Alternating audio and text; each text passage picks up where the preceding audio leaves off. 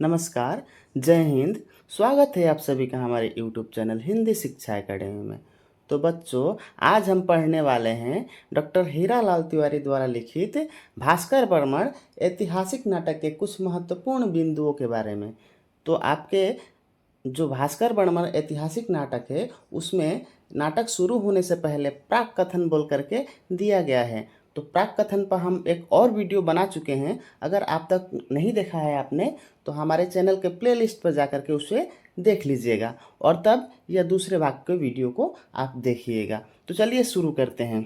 तो पहला number point यहाँ पे दिया गया है साहित्य और इतिहास, यानी साहित्य और इतिहास में क्या अंतर होता है, आइए हम उसे जान लेते हैं। इतिहास घटनाओं का वर्णन करता है जबकि साहित्य उन घटनाओं से जुड़ी भावनाओं को प्रस्तुत करता है। यानी जब हम किसी इतिहास को पढ़ते हैं तो हम उसके घटना के बारे में जान पाते हैं कि उस समय में क्या हुआ था, लेकिन साहित्य जो है वह भावनाओं को प्रस्तुत करता है। ऐतिहासिक नाटककार को इतिहास के प्रति प्रतिबद्ध रहते हुए पात्रों को उनके समय और परिवेश के अनुसार जीवंत रूप में प्रस्तुत करना चाहिए। यानी एक ऐतिहासिक नाटककार जब अपने नाटक को प्रस्तुत करता है तो उसमें पात्र जो उसमें चर्चित चेहरे होते हैं उस पर विशेष ध्यान देना पड़ता है। क्यों? क्योंकि जीवंत, यानी उस नाटक को पढ़ते हुए ऐसा लगे कि ना सचमुच हमारे आँख के सामने यह घटना, यह दृश्य घटित हो रहा है। तो इसलिए यहाँ पे कहा गया है कि ऐतिहासिक नाटककार को इतिहास के प्रति प्रतिबद्ध रहते हुए पात्रों को उनके समय और परिवेश के अनुसार जीवंत रूप में प्रस्तुत करना चाहिए। तो आइए आगे बढ़ते हैं और देखते हैं दूसरा नंबर पॉइंट। तो यहाँ सम्राट अशोक के बारे में बताया जा रहा है कि सम्राट अशोक के बाद अधिकांश भारतीय बुद्धिजीवी बौद्ध मत से प्रभावित थे। यानी सम्राट अशोक के चले जाने के बाद अधिकांश भारतीय जो बुद्धिजीवी थे वह बौद्ध मत से प्रभावित हो गए। बौद्ध दृष्टिकोण के कारण कई ऐतिहासिक पात्रों का सही मूल्यांकन नहीं हो सका। जयशंकर प्रसाद के राजश्री नाटक में भी कुमार भास्कर वर्मन का पूर्ण न्याय नहीं हुआ। तो आइए अब हम देखते हैं तीसरा नंबर पॉइंट जो कि सबसे महत्वपूर्ण है और इन्हीं के बारे में हमें पढ़ना है, कुमार भास्कर वर्मन। तो कुमार भास्कर वर्मन असम के प्रसिद्ध शासक थे और भास्कर वर्मन को किसका वंशज माना जाता है? तो भास्कर वर्मन को भगदत्त का वंशज माना जाता है। और आपके परीक्षा में यह प्रश्न जो है बार बार पूछा जाता है कि कुमार भास्कर वर्मन का शासनकाल कब से कब तक था। तो यहाँ पे बताया जा रहा है कुमार भास्कर वर्मन के शासनकाल के बारे में कि उनका शासनकाल 594 ईस्वी से 650 ईस्वी तक का रहा। तो आइए आगे बढ़ते हैं और देखते हैं अगला पॉइंट। भास्कर वर्मन ने अपने कौशल से कामरूप में शांति और सुशासन स्थापित किया। कुमार भास्कर वर्मन उत्तर भारत में हर्षवर्धन के मित्र और सहयोगी थे। भास्कर वर्मन ने युद्ध में हर्षवर्धन को बहुत ही सहयोग किया था। कुमार भास्कर वर्मन चीन के साथ राजनयिक संबंध स्थापित किए। तो आइए आगे बढ़ते हैं और देखते हैं चौथा नंबर पॉइंट कि कामरूप में कुमार भास्कर वर्मन से पहले कौन कौन से शासकों ने शासन किया था। तो कामरूप में 1950 से 1978 ईस्वी के बीच पुष्य वर्मन ने शासन किया था।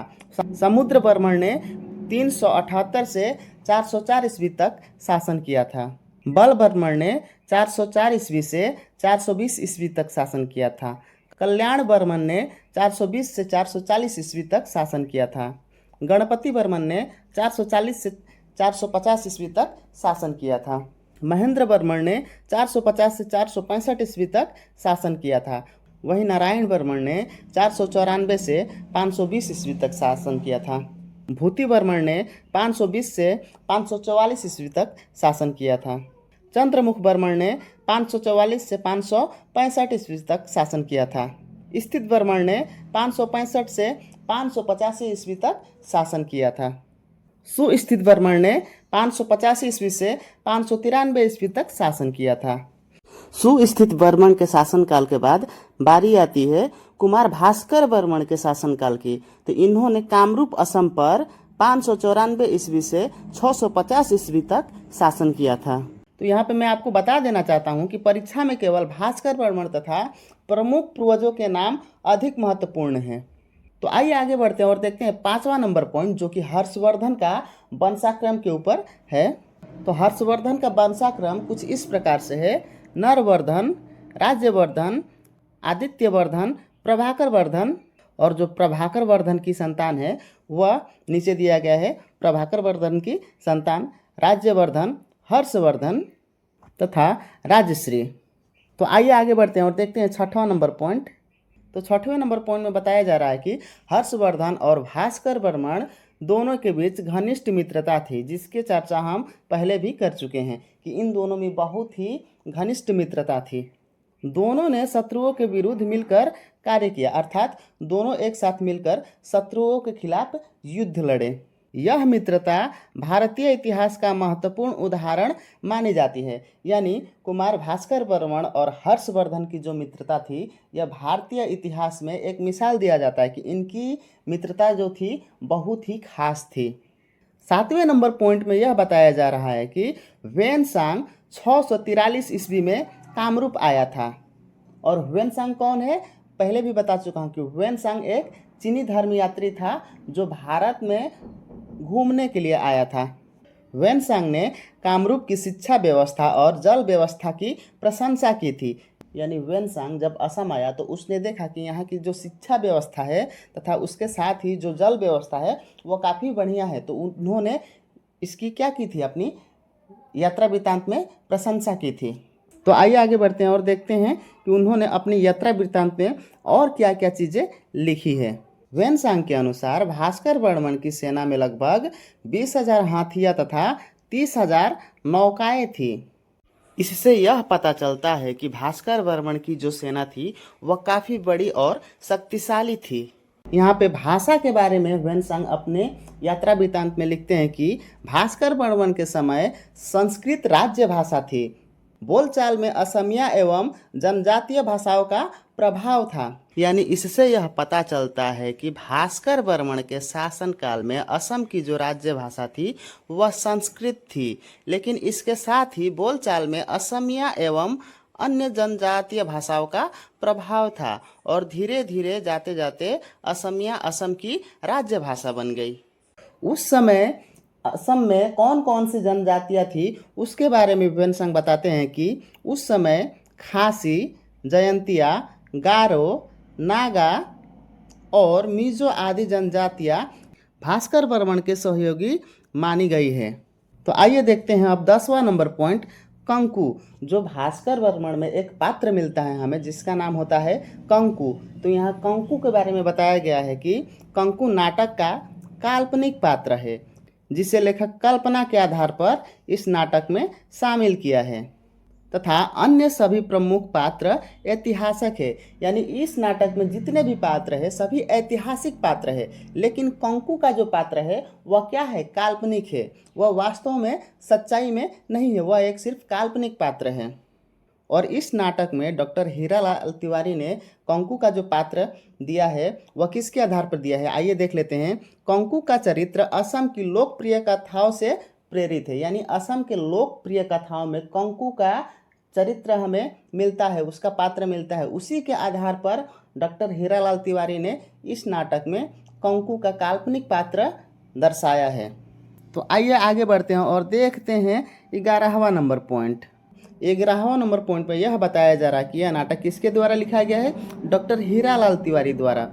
प्रारंभ में यह रेडियो नाटक के रूप में लिखा गया था, बाद में इसे ऐतिहासिक नाटक के रूप में विकसित किया गया। यानी यह जो नाटक है भास्कर वर्मण, शुरू में इसे रेडियो प्रसारण के लिए लिखा गया था, लेकिन बाद में इसकी लोकप्रियता को देखते हुए इसे ऐतिहासिक नाटक के रूप में विकसित किया गया।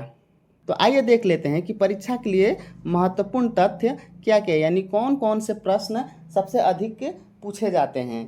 तो भास्कर वर्मण ऐतिहासिक नाटक के लेखक कौन हैं, तो डॉक्टर हीरालाल तिवारी। नाटक कैसा है, तो ऐतिहासिक नाटक है। और भास्कर वर्मण का शासनकाल कब से कब तक माना जाता है, तो भास्कर वर्मण का शासनकाल 594 से 650 ईस्वी तक का माना जाता है। असम की राजधानी क्या है, तो कामरूप। भास्कर वर्मण के मित्र का नाम क्या था, सम्राट हर्षवर्धन। कौन से चीनी यात्री असम आए थे, तो वह थे ह्वेनसांग। और वे कब आए थे, तो 643 ईस्वी में। उस समय असम की राजभाषा क्या थी, संस्कृत। काल्पनिक पात्र इस नाटक में कौन है? कंकु। तथा अन्य सभी पात्र क्या है? ऐतिहासिक है। नाटक का प्रथम रूप जो था वह रेडियो प्रसारण के लिए था, लेकिन बाद में इसकी लोकप्रियता को देखते हुए लेखक ने इसे ऐतिहासिक नाटक के रूप में प्रस्तुत किया।